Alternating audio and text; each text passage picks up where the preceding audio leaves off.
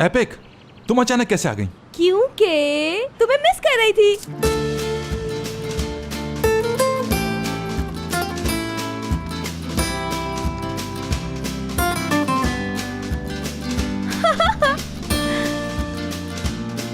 Daisy flowers है ना? हाँ।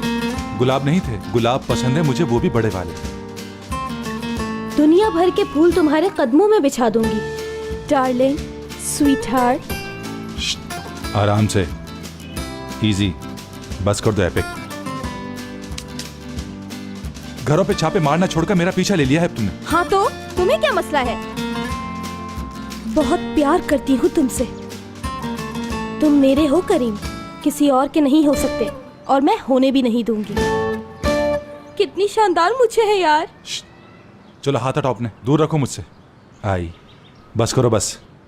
मगर तुम्हारी तो यही ख्वाहिश थी। यार ऐसी ख्वाहिश कभी भी नहीं थी मेरी, मुझे वही पुरानी एपिक चाहिए। यार बात सुनो, गुस्सा करो मुझ पर, उसी तरह एटीट्यूड दिखाओ मुझे।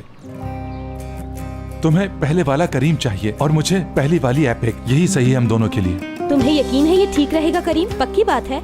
एकदम पक्की, 100%। तुम्हारी मीठी मीठी बातों से उकताहट हो रही है यार।